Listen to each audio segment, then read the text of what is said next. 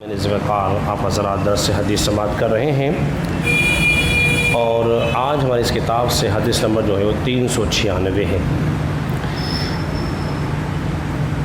اس روایت کو امام مسلم بھی کتاب التقدیر کے اندر لے کر آئے ہیں۔ حضرت سیدنا عبداللہ ابن مسعود رضی اللہ تعالیٰ عنہ سے روایت ہے، وہ فرماتے ہیں کہ نبی کریم صلی اللہ علیہ وسلم کا فرمان یہ ہم تک پہنچا ہے اور حضور علیہ الصلوۃ والسلام کا ہر قول اور ہر فعل سچا ہے، صادق بھی ہیں مصدوق بھی ہیں۔ اس کی وضاحت ہم انشاءاللہ بھی بعد میں کریں گے۔ وہ فرماتے ہیں کہ نبی کریم صلی اللہ علیہ وسلم نے ارشاد فرمایا کہ نطفہ جو ہے ماں کے رحم میں 40 دن تک رہتا ہے اور پھر 40 دن کی مدت تک وہ خون رہتا ہے، پھر 40 دن کی مدت تک 3 اسٹیپ گزر جائیں 40 دن کے، پھر وہ گوشت کا لوتھڑا بن جاتا ہے، پھر اس کے بعد ایک فرشتہ آتا ہے، پھر اس کی شکل و صورت کو ترتیب دینے کے بعد وہ اس کے بارے میں 4 باتیں لکھتا ہے، 4 باتیں۔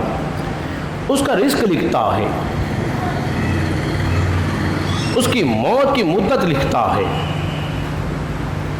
پھر اس کا عمل لکھتا ہے،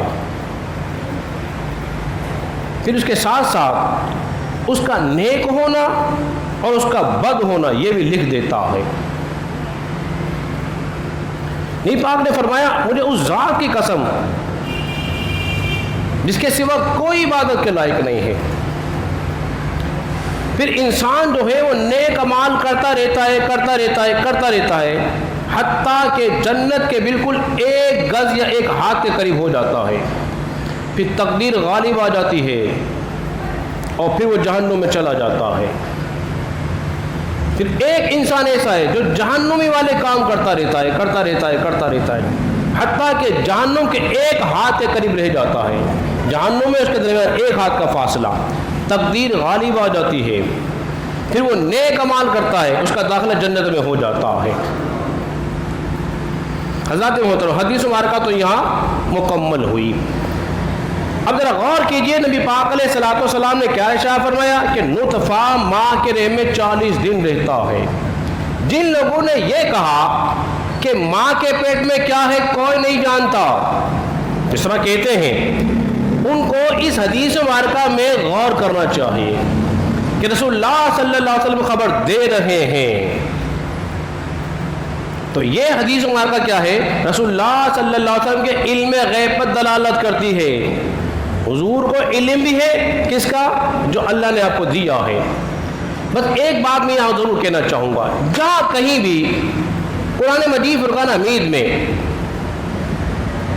علم غیب کی نفی آئی ہے نا، اس سے مراد ذاتی علم غیب کی نفی مراد ہے۔ ذاتی طور پر کوئی نہیں جانتا، لیکن ہاں اللہ کی عطا سے اس کے نبی جانتے ہیں۔ اس فرق کو ضرور ملحوظ خاطر رکھنا پڑے گا۔ پھر دوسری بات یہ، نطفہ 40 دن رہا، نطفہ 40 دن رہا، پھر 40 دن، پھر 40 دن، اس کی تقدیر بھی لکھی گئی۔ تقدیر پر کل انشاءاللہ گفتگو کریں گے۔ صادق کیسے کہتے ہیں، مصدوق کیسے کہتے ہیں؟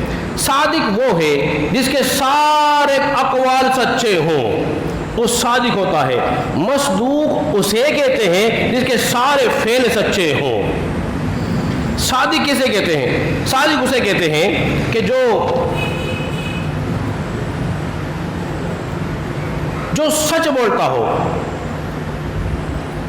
جو سچ بولتا ہو اور جو واقعہ بیان کرے، واقعہ اس کے مطابق جو واقعہ رونما ہوا وہ وہی کا وہی بیان کر دے۔ مصدوق اسے کہتے ہیں جو زبان سے کہہ دیا، واقعہ رونما اسی اعتبار سے ہو گیا۔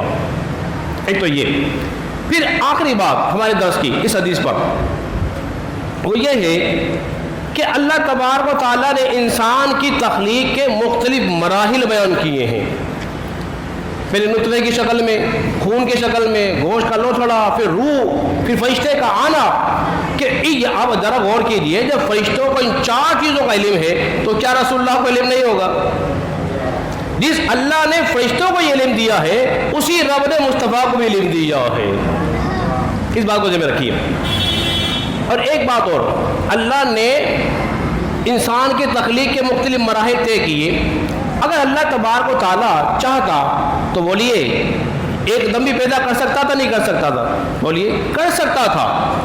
اس کے لیے مشکل بولیے نہیں ہے. لیکن مشکل کس کی ہوتی؟ ماں کے لیے. وہ عادی نہیں تھی، پریشان ہو جاتی، مشکلات ہو جاتی، ہو سکتا ہے اس کی جان چلی جاتی.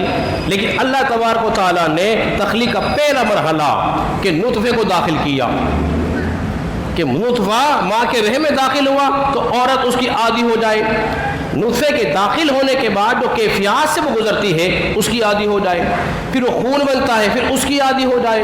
پھر وہ گوشت کا لوتھڑا بن جائے. پھر وہ مختلف مراحل طے کر کے جب وہ دنیا میں آتا ہے، اب انسان کو یہ درس مل رہا ہے، انسان تیرا رب دیکھ کیسی قدرتوں والا ہے، تجھے کس طرح تیری تخلیق کی ہے، تیری تخلیق کس طرح کی ہے اس رب نے، تاکہ تو اس رب کی بندگی کر.